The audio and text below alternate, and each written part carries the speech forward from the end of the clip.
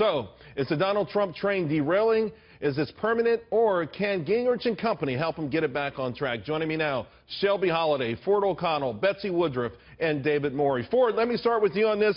A 10-point lead in our latest poll. This is a Fox News poll, and the only thing that stood out for me for Donald Trump was his lead over with independents. I think that's important and critical, but should he heed the message of these polls?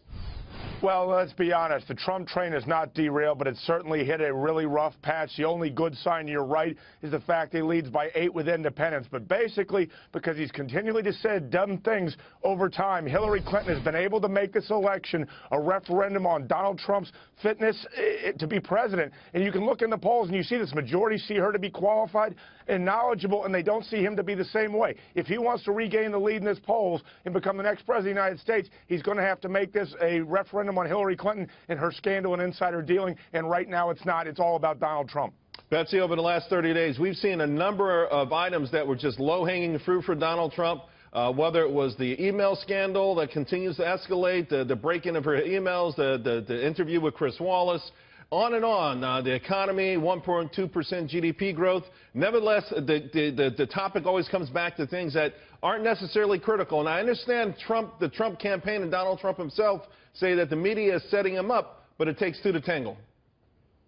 Also, it's the candidate's responsibility to push his message. Any good campaign has talking points they send to their surrogates. They tell their guy, here's what you should be focusing on, here's what you need to say to win. Trump barely talked about the fact that the DNC is pretty much under assault, that it's in crisis mode over the course of the Democratic convention. I don't know that he's ever mentioned, at least not in any substantial way, the fact that the DNC chair had to step down over these leaked emails. Instead, he spent the last few days talking about Kaiser Khan, almost like he was running against him rather than running against Hillary Clinton and the Democrats. So it's not surprising, given the total absence of message discipline, that voters and Republicans in D.C. would be scratching their heads a little bit about what exactly is going on in Trump world. Although the bottom line, too, also is that, let's face it, Donald Trump vanquished 16 other opponents.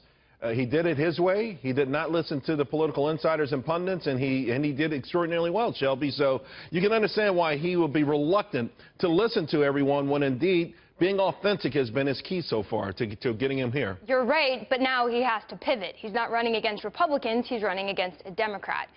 Not only did he sort of blow up the DNC's terrible week by talking about Russia, by talking about the cons, by interfering in ways he never needed to interfere, but we're starting to see the repercussions for that, and these poll numbers could not be worse for Donald Trump. If you look at the details, Clinton improved among men, women, whites, Democrats, young voters, seniors. She consolidated her base.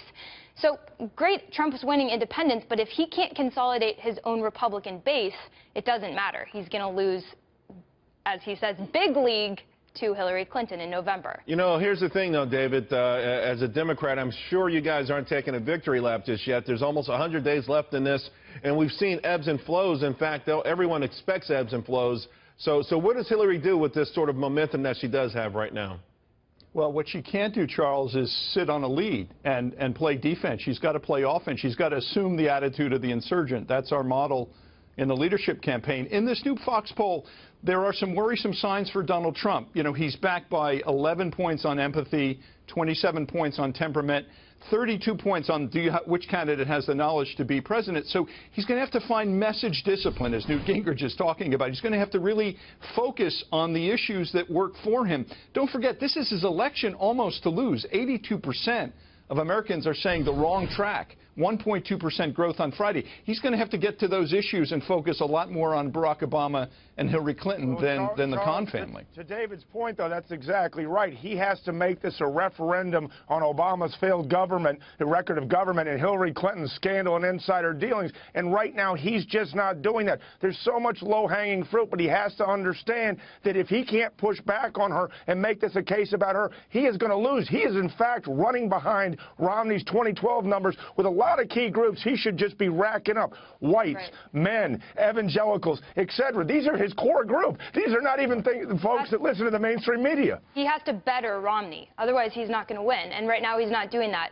The good news, the bright spot in this poll for Donald Trump, the economy and terrorism are the top issues for voters. And voters say Trump would be better with the economy. So Ford's exactly right. He needs to hone in on that. he needs to, and I've heard he's giving a major economic speech Monday. So we'll see if he can go anywhere. Of course, with this will be after Friday's jobs report number, and we'll see what that is. Right. Wall Street's not looking for anything gangbusters, no matter what. So Betsy, what do you see here? I mean, you know, you really write these astute articles. I love your pieces, and you play it down the middle pretty well.